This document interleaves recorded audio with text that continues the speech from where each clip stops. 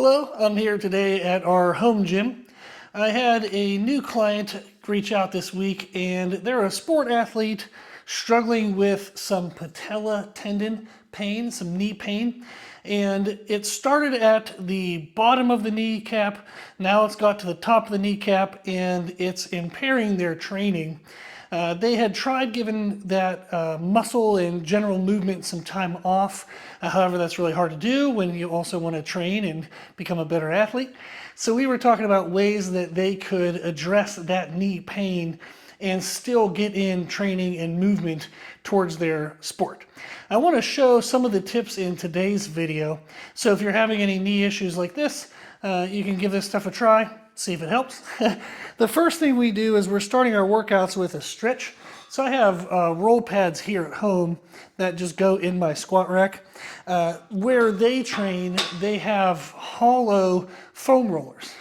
So what we did was we set across the J-cups, we put the foam roller, we slid it over top of a barbell and then put the barbell in the J-cup. And that gives them kind of a similar setup. This is essentially a standing couch stretch.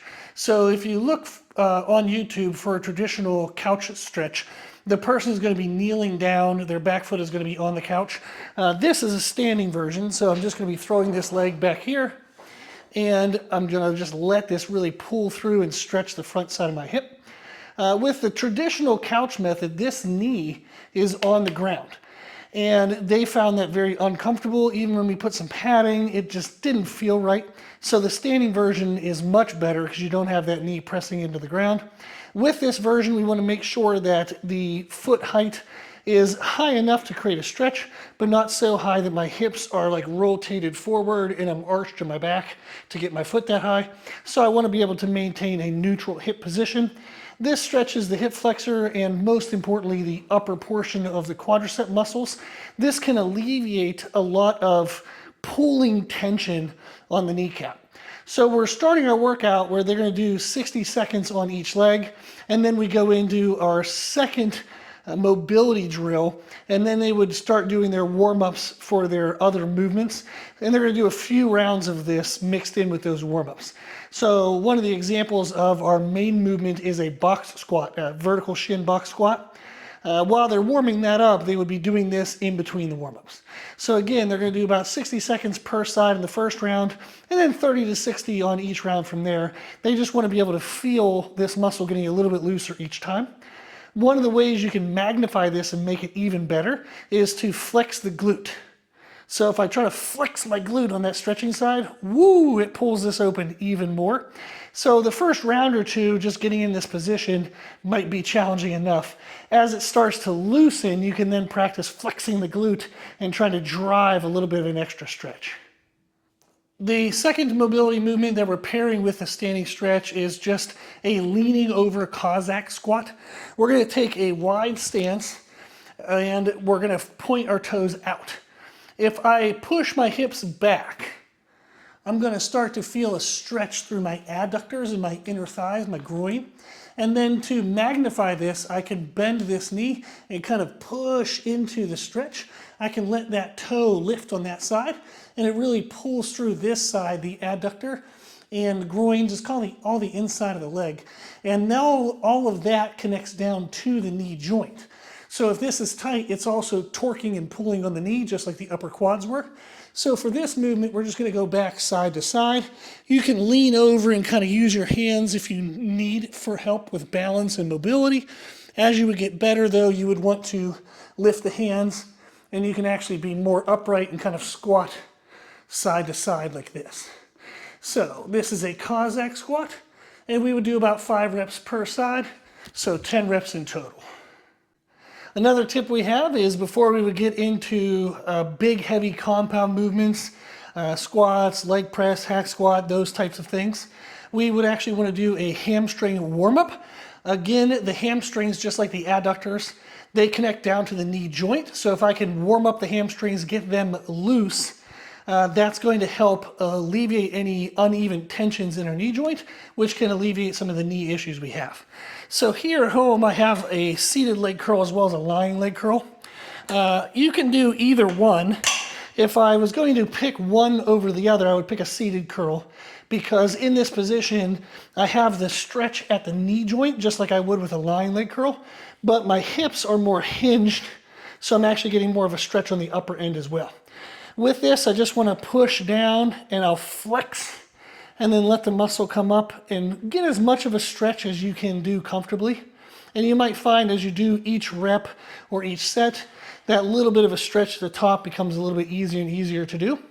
And then with this, we typically do higher reps, usually around sets of 20, and then we'll progressively get a little bit heavier if we want a heavy hamstring stimulus for that workout. But this is a great tip before you would do any leg compound movements. Again, squats, leg presses, hack squats, split squats, even sprinting actually. This can really help to warm up the knee joint and alleviate any uneven tensions in the knee. Another exercise slash therapy that we'll use to heal knee pain are some isometric holds on a leg extension. This is something you do more towards the end of a workout after you've done your main lifts. You can give a little bit of extra focused attention to the connective tissue in the knee by using this exercise. So this is the leg extension I have here at home. I have this goofy pad on here just to make sure I get extra range of motion when I'm doing my bodybuilding work. For this one, it doesn't really matter how far back you go, but you do want to have some pretty decent depth to it. In this position, what I'd like to do is lift to the top, and then I can hold this position for an extended period of time. If we're looking at connective tissue benefits, you can hold anywhere from, say, 10 seconds up to 5 minutes.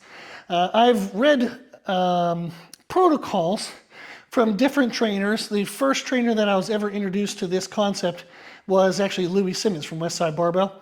I've used this concept with multiple clients over the years. One client we had actually tested for a connective tissue thickness. They had a connective tissue disease where it was basically degrading faster than it should. They were getting tested up in Raleigh, North Carolina at a medical center. We were doing our therapies, and then they were testing the connective tissue that we were addressing in our therapies versus the connective tissue that we couldn't get to in certain positions and certain therapies. And we found that actually over a 6-month period, we were able to not only stop the degradation, we were actually able to thicken the connective tissue in the areas that we could do. So we were doing this, we were doing leg curls, we were doing chest flies, everything we could get our hands on and figure out how to do it. We were doing hold times between 1 to 5 minutes. And it was clinically proven, it absolutely worked. I saw the data myself, it was freaking awesome. So this is one option you can do where you do both legs at one time. If you want to increase the intensity, as your knee would be able to manage this well, you can drop one leg and basically just start holding these now single legs. One of the variations we would do is I would have them do 2 minutes on one leg, then they would switch, do 2 minutes on this leg, then without resting, we would come back to this leg, see how long they could do it. Maybe they'd get 1.5 minutes. So then we would come back to this one, 1.5 minutes. So we were in the machine just nonstop the whole time, but it was actually really good because we could see the impact and the effect of this therapy. So this is another option. You can actually play with isometric holds in different positions as well. I'm showing this at a full contraction, but you can actually do holds in mid-range of motion if you want, or as soon as you would absorb the tension, you can stop in that position and try to hold there as well. But this is something you can add at the end of your workouts just to give some extra stimulus and some extra attention to the connective tissues. And then to wrap up their training session, we always come back to the couch stretch. The benefit of this is if we did all the movements correct in the workout, that muscle is going to be pumped up. If we just go home and sit down, everything's going to tighten. It helps to end the session to pull open the pump and get a good stretch on that muscle and restore more of a full range of motion availability before we would leave the gym and let the muscle start to heal. So this is an example of a couple therapies that we would use. Another general concept is when we do leg exercises, we try to pick vertical shin movements. So we do a lot of hinging movements, RDL, stiff leg deadlifts, things like that. Good mornings. And then for our knee movement-based exercises. We do a lot of box squats. We'll do some pause squats. We do camera bar where they come down and touch the hard supports in the squat rack to give them depth control. The version that we look for in those movements is really any free weight exercise, any machine where their shin gets to remain vertical while they're doing the movement. That's going to still stimulate the quadriceps, stimulate the muscles involved with knee flexion extension, but it's going to lessen some of the tension and stress that they would feel on that patella tendon. So an example you can see, if I move this around a little bit, you can see if I was to squat with vertical shins. Let me see, there you go, you can see me. So I would take a pretty wide stance because I have really long femurs, so I need a wider stance. If you have short femurs, you might not need as wide of a stance. The goal is to maintain a neutral spine and basically just push my hips back, and I would get whatever depth I could do comfortably and then push back up.